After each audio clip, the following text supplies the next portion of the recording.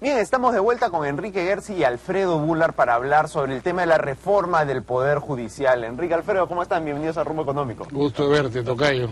Enrique, quería empezar haciéndote una pregunta a ti. Tú, en tu exposición acá en el CADE, dijiste que el problema del Poder Judicial no era principalmente uno económico, de falta de recursos, sino más bien uno político. Quería que nos cuentes a qué te referías con eso. A la crisis de legitimidad, ¿no? El problema con el Poder Judicial es su falta de autonomía.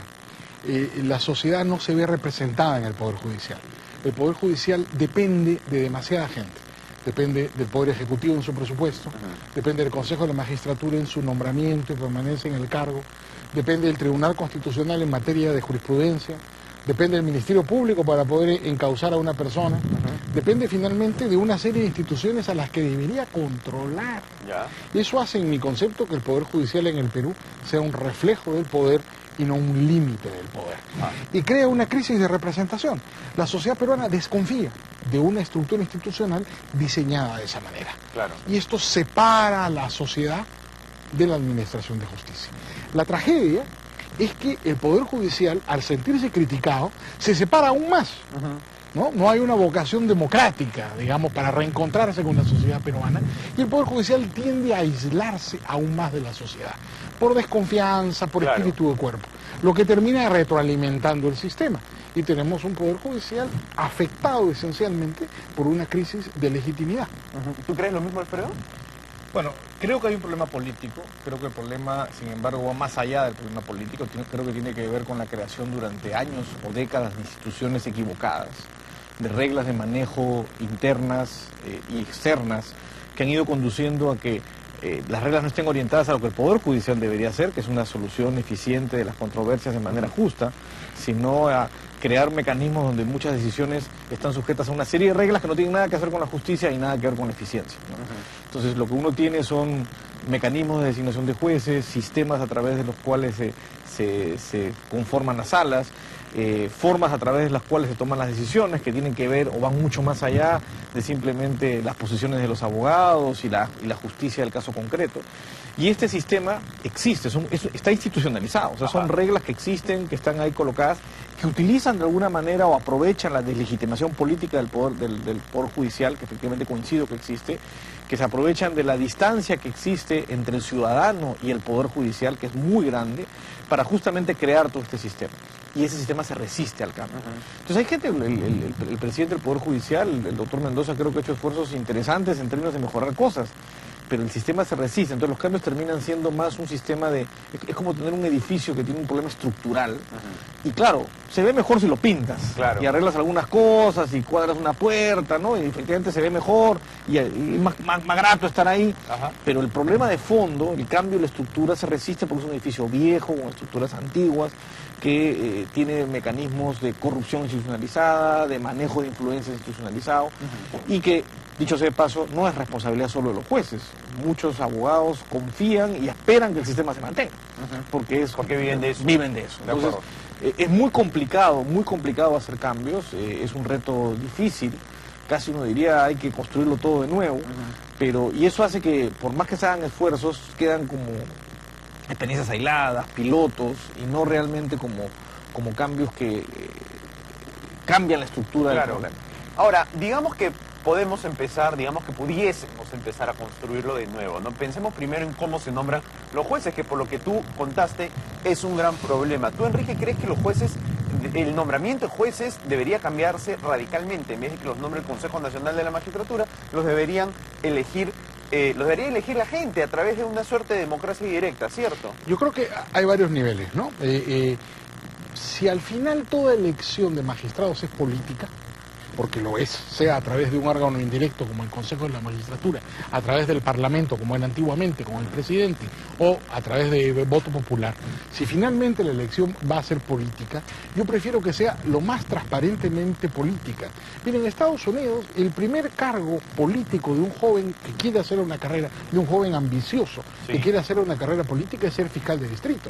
¿Por qué? Porque tiene ahí la posibilidad de ofrecer un resultado a sus electores, la persecución de los criminales. Claro. En el Perú, no, un joven que quiere ser político, su primer cargo es ser concejal. Ajá. Y ahí no aprende precisamente ni ofrece ningún tipo de resultado de responsabilidad a sus ciudadanos. Ahora, la elección directa de los jueces no te llevaría a populismo judicial, por ejemplo. El que populismo empiecen- existe, ¿no? Pero- Hoy día es más importante una primera plana, lo que dice Ajá. la prensa, que la evidencia que está en el expediente. Uno tiene que aprender a litigar con ese tipo de incentivos. Ya. Yo coincido con Alfredo, el problema que hay es que hay un conjunto de incentivos mal puestos. Ajá. Entonces la gente tiene que reaccionar a los incentivos tal como se presentan. Ok. Pero por ejemplo, hay varias maneras de conseguir la participación popular en la administración de justicia. No solamente el voto popular, también la participación de los ciudadanos, a dos niveles. Tú puedes tener una justicia por jurados, polémica, pero interesante, que uno podría explorar, por ejemplo, en la justicia penal, Ya. y también los llamados jueces ciudadanos, Ajá. escabinos, que dicen en Europa. Los jueces ciudadanos en el Perú existen, son los jueces de paz no letrados, que son elegidos por voto popular. Y que son además muy populares. Y a ese Claro. nivel muy eficientes, Sí. porque administran justicia en base al sentido De común. acuerdo. Alfredo, ¿tú estás de acuerdo con esto? Porque lo cierto es que el Consejo Nacional de la Magistratura tiene una lógica, y es que escojan gente, miembros, por ejemplo, de gremios, ¿no?, que supuestamente no tienen un interés directo en el Poder Judicial, que están un poco aislados del control político. ¿Tú crees en el sistema actual o te parece que deberíamos ir por algo como lo que plantea Enrique? A ver, es que yo creo que hay dos niveles, el sistema y cómo funciona. En teoría el sistema no está tan mal, lo que ocurre en realidad es que ha habido un traslado de mecanismos a través de los cuales se toma, y uno ve muchos personajes que van al Consejo de la Magistratura, que son personajes que representan o que son directamente los que manejaban instituciones antes y que hacían exactamente lo que estamos criticando, es decir, el sistema reacciona al cambio. Entonces, Digamos si el- que la mala institucionalidad ha vuelto a encontrar el mismo Ha un encontrado el cauce camino distinto para lograr el mismo para efecto. conseguir efectos similares, ¿no? Ajá. O por ejemplo, el tema de la elección popular de los jueces. Yo coincido que a nivel de juez de paz te puede funcionar bastante bien porque es la justicia pequeña, ¿no? La del pueblo, donde efectivamente todos se conocen y todos saben, pues, quién miente, quién no miente, y Claro. un ciudadano cercano, que es como se originan los sistemas de administración de justicia, ¿no? El más viejo del pueblo, el que es elegido, proclamado, es el que finalmente resuelve los conflictos. Pero creo que cuando subes o escalas a cierto nivel ya es un poco más complicado, porque una de las funciones de un juez, aunque suene paradójico, es ser un límite a la democracia, es decir, Claro. un límite al populismo democrático. Si yo en este momento voy a una asamblea y le digo a todas las personas, vamos a votar sobre si tu carro es tuyo o no es tuyo, pues todo el mundo va a decir, no, pues que no sea suyo, que sea de nosotros. Claro. Y entonces va a ser expropiado a través de ese mecanismo. El juez está justamente para evitar que la decisión popular política, ponerle límites a la decisión política, evitar el populismo, de alguna manera implica un cierto nivel de tecnocracia o de carácter tecnocrático del juez. Entonces, yo sería cuidadoso, coincido con Enrique que posiblemente en el Perú, si haces ese cambio, de repente pues, sí es una mejora. Lo que no sé es si eso es una mejora sostenible en el tiempo y debes tener un manejo distinto respecto a este juez más cercano a la gente, el juez del pueblo, el juez que respecto a pensar que los miembros de la Corte Suprema van a ser elegidos a través de una elección popular. Claro, ¿y qué piensas de lo que propone Enrique del tema de los jurados? Porque los jurados tienen un lado interesante, que es que hoy en día, si tú quieres torcer los hechos, coimeas al juez. Si tú tienes a 12 personas sentadas ahí, Es que más son las complicado. es más complicado. Tampoco es imposible, ¿eh? No. La mafia lo ha hecho en Estados Exacto. Unidos, pero es más difícil. Es más difícil, es más costoso, Es más costoso. coimear, ¿cierto? Eleva los costos de transacción de la coima cuando acuerdo. tienes más gente en la que hay que coimear. A ver, yo con los sistemas de jurados me generan a mí sentimientos encontrados, ¿no? Por un lado, sí reconozco esta idea de la justicia del pueblo, el pueblo es el que está haciendo justicia, las personas que utilizan su sentido común y no la ley, que muchas veces es la mejor forma para no llegar al sentido común, Claro. y tiene algún valor. Sin embargo, sí me temo, y esto hay demostraciones ahora con prácticas, experimentos en psicología cognitiva que son muy influenciables los jurados. Es muy fácil para un abogado habilidoso que conoce estas técnicas llevar al jurado casi a cualquier sitio. Teóricamente. Es más fácil influenciar a los jueces. Te puede hacer a los jueces. Influenciar a 12 ciudadanos heterogéneos, a veces, sí, claro, son susceptibles de influencia, pero 3 jueces que además son profesionales, vienen del mismo gremio, puede resultar mucho más fácil. A ver, sí, pero si tienes un juez profesional, un buen juez, Entonces el asunto va a ser más difícil y más complicado. El juez, por su propia experiencia, sin duda, hay experimentos también con jueces que muestran que son influenciables, pero muestran que son menos influenciables que los ciudadanos de a pie, ¿no? Okay. Y el segundo gran problema que yo le veo al sistema de jurado es que es tremendamente costoso. Es muy costoso en términos hay que pagarle a esos ciudadanos el tiempo que invierten. Los juicios implican una sofisticación mayor en términos de tiempo de audiencia, etcétera, que ha hecho que en muchos lugares donde hay sistema de jurados, los jurados están retrocediendo en términos del número de causas. En Estados Unidos cada vez los juicios con jurados son menos en la torta total de los juicios, y lo mismo está pasando en muchos lugares, principalmente por un problema de costos, que significa mantener un sistema de ese tipo, ¿no? De acuerdo, bien, nos vamos a ir a una pausa y regresamos a seguir hablando con Alfredo Bular y Enrique Gersi.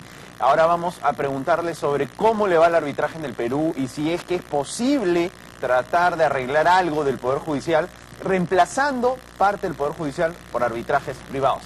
Vamos a una pausa y volvemos con Rumbo Económico.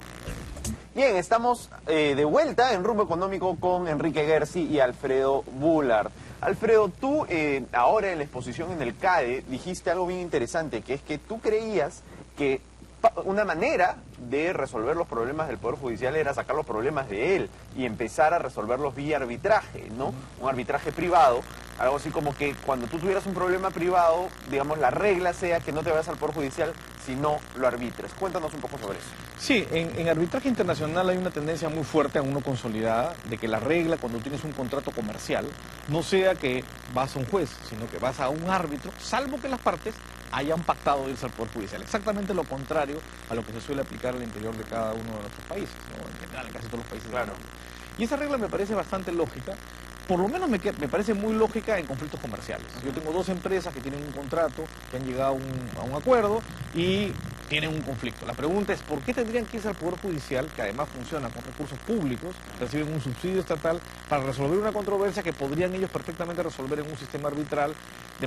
No niego, pueden pactar y irse al Poder Judicial, pero en principio aplica la regla default. Y usualmente lo que va a terminar pasando es que vas a tener una mayor cantidad De hecho, incluso hay una cuestión muy injusta en todo esto, ¿no? Que es que imagínate que tú tienes a dos grandes bancos, ¿no? Con mucho dinero y que se pueden pagar sus abogados, en fin, litigando entre ellos. Tienes a las personas pobres subsidiando, ¿no? A través de sus impuestos el conflicto que en el Poder Judicial discuten los bancos. Es absurdo. Y es absurdo y tienes un problema de uso de fondos públicos y además de haces la cola judicial más larga por gente que podría perfectamente pagar un servicio totalmente distinto y no tiene por qué estar cargando este sistema. Y además tengo la impresión, y el arbitraje ha sido bastante exitoso en el Perú. Perú tuvo una experiencia que ha tenido algunos problemas, pero que es una experiencia que se comenta mucho internacionalmente, que en Perú todos los arbitrajes con el Estado van a arbitraje obligatoriamente. O sea, la regla ya la tenemos, ahí ni siquiera es default, no puedes pactar algo distinto. Claro. Y hay muchas críticas que se han levantado sobre si el sistema es bueno o es malo. En mi opinión, cuando regresas a lo que ocurría en el Poder Judicial es bueno. Hay problemas que deben resolverse, principalmente porque creo que la parte estatal siempre genera algunos problemas. Pero en general yo diría que es una buena opción. Además, contra la creencia popular, es al revés de cómo ocurrieron las cosas. No es que primero hubo justicia estatal y de ahí aparecieron los árbitros. Primero existieron los árbitros y luego llegó el Estado de alguna manera a establecer un sistema estatal de justicia. Claro. Y lo tomó, ¿no? Y lo utilizó. Entonces, y además, no solamente creo que esto puede funcionar para conflictos comerciales, puede funcionar para una serie de otras situaciones. Hay un montón de controversias familiares que uno diría, ¿por qué no pueden resolverse a través de un árbitro designado por los... Son conflictos privados. Son conflictos privados, claro. finalmente, si hubo causal de divorcio o no hubo causal de divorcio, una discusión de alimentos, ¿no? O sea, ¿por qué tendría que ir necesariamente un juez? O sea, Claro. ¿por qué la discusión de cuánto me tienes que pasar de alimentos tiene que ir necesariamente a un juez? ¿Por qué no podría ir un árbitro al cual nos hemos puesto de acuerdo? Y así podemos seguir enumerando ejemplos. Enrique, hubo otra cosa que tú mencionaste en tu exposición que a mí me llamó mucho la atención, que es que la mayor parte de casos son casos penales y, si mal no recuerdo, de familia, ¿cierto? ¿No? Causas, si quieres, bastante populares, ¿no? Pero la mayoría de recursos del Poder Judicial se destinan a grandes casos corporativos, ¿no? Se crean por los juzgados especializados en temas comerciales, en temas tributarios, en los temas de Indecopi, en fin, ¿no? Es como que el poder económico también logra influir en las reglas del Poder Judicial para beneficiarse. Eso se podría evitar, por ejemplo, haciendo lo que señala Alfredo, ¿no? Que esta gente arbitre y que el resto de casos nomás se resuelvan en el Poder Yo Judicial. estoy completamente de acuerdo. Creo además que el arbitraje en el Perú, que ha sido sumamente positivo, puede fortalecerse. En el Perú el árbitro no puede ejecutar directamente su laudo. Y yo encuentro siempre absurdo esto de que, terminado el Poder Judicial, si una parte no quiere cumplir con el laudo, tenga uno que recurrir, ¿no es cierto?, después del arbitraje al Poder Judicial para ejecutar el laudo. Y yo creo que ahí debería darse algunos pasos hacia adelante para permitir a los árbitros ejecutar directamente sus laudos, de repente sacar el recurso de anulación del Poder Judicial a una especie de segunda instancia arbitral y perfeccionar lo que ha sido una experiencia interesante. Creo también que habría que darle, así como falta transparencia en el Poder Judicial, también el arbitraje tiene que tener un poco más de transparencia. ¿Y cómo se logra eso? Debiera ser conocida, por ejemplo, quiénes son árbitros, cuántas veces son árbitros de qué parte, y algunas sentencias, preservando la confidencialidad de los procesos, sin revelar la identidad de las partes, podría darse a conocer la jurisprudencia arbitral de los centros de arbitraje. No, porque de hecho una de las críticas que se hace al arbitraje en el Perú es que acá en nuestro país funciona como una suerte de... como un grupito de abogados que entre ellos se nombran y se justicia vuelven para a ricos, nombrar. dicen los críticos de izquierda, ¿no? Pero no solamente es justicia de ricos. Esa es una crítica, pero la otra es que es una suerte... Que se autoeligen Exacto, ¿no? De pequeño gremio donde se autoeligen entre ellos y además fallan de ciertas formas que no les permiten quedar uno mal con el otro, ¿no? ¿Es así? ¿Cómo lo ven? Yo creo que hay que reformar un poco, sin duda, la ley. Creo que hay cosas muy importantes. Nunca está mal darle un poco más de transparencia. Pero, por ejemplo, para que no critiquen de elitista el arbitraje, yo diría fórmulas de arbitraje popular. Sugería algo durante el debate, ¿no? Sí. Por ejemplo, en las comisarías debería haber un centro arbitral, es decir, un árbitro, ¿no? Poder tú tener un programa con las universidades, que los estudiantes tienen que hacer su servicio civil o su práctica, y perfectamente podrías tener árbitros en todas las comisarías de todo el país permanentemente, de tal manera de que en base a criterios de sentido común pudieran resolverse pleitos de menor cuantía. Claro. Más del 80% de la carga de litigiosidad, efectivamente, Enrique, se debe a problemas de familia, que como ha dicho Alfredo, son perfectamente arbitrables, Claro. y problemas penales. De repente, no todo lo penal es arbitrable, pero por ejemplo, delitos contra el patrimonio, debería perfectamente permitirse la conciliación, el arbitraje, sobre todo para la reparación civil. De acuerdo. No hay ninguna razón. Los daños, por ejemplo, no hay ninguna razón para que no se arbitre. De acuerdo. Y desjudicializar la administración de justicia.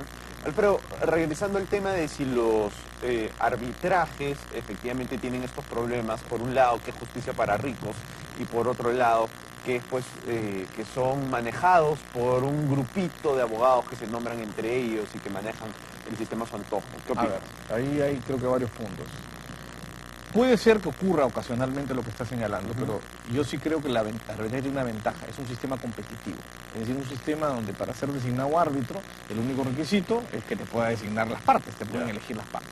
Entonces, como en los mercados también pueden haber cartelizaciones y juegos de ese tipo, pero usualmente la competencia es un buen remedio, mucho mejor que el someterte directamente a un monopolio establecido, que ya está definido y donde el juez que te toca, el juez que te toca es el juez que el Estado ha decidido que te va a tocar. Entonces, desde ese punto de vista yo creo que es una mejora, es mucho mejor. Huáscar Escurra planteaba el otro día algo interesante, él decía, no confundamos la confidencialidad del arbitraje con la confidencialidad de la performance de los árbitros.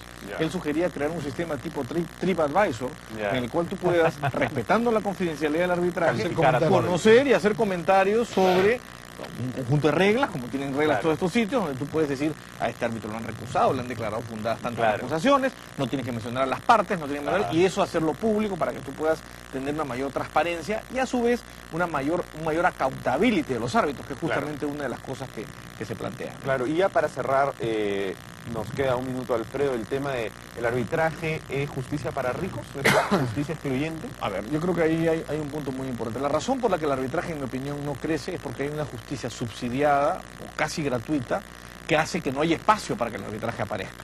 Si tú, en lugar de tener ese espacio, tú dejaras esto abierto, el arbitraje barato va a aparecer. Porque finalmente, si te cuesta resolver una controversia, hay una forma de financiarlo. Incluso asumiendo que las partes no pudieran pagar el sistema de justicia y tú quisieras subsidiarlo, es mejor usar o dar la oportunidad que haya subsidios del Estado Claro. que sirvan para subsidiar un sistema arbitral en que las partes le das voucher pues, a las personas para litigar. Y con ese voucher pueden ir y nombrar un árbitro. Hay ejemplos muy buenos, el ejemplo de las prestaciones, los sistemas de prestaciones de salud privados que están sujetos a un arbitraje obligatorio. Es muy barato. Es muy barato, es muy barato, sustancialmente más barato, y resuelve controversias de que una persona se rompe un brazo y no le quiere cubrir la cobertura, y lo resuelve. De acuerdo. Perfecto. Alfredo, Enrique, muchísimas gracias por estar con nosotros en Rumbo Encantado. Económico. Un gusto. Bien, nos vamos a una pausa y volvemos con el programa.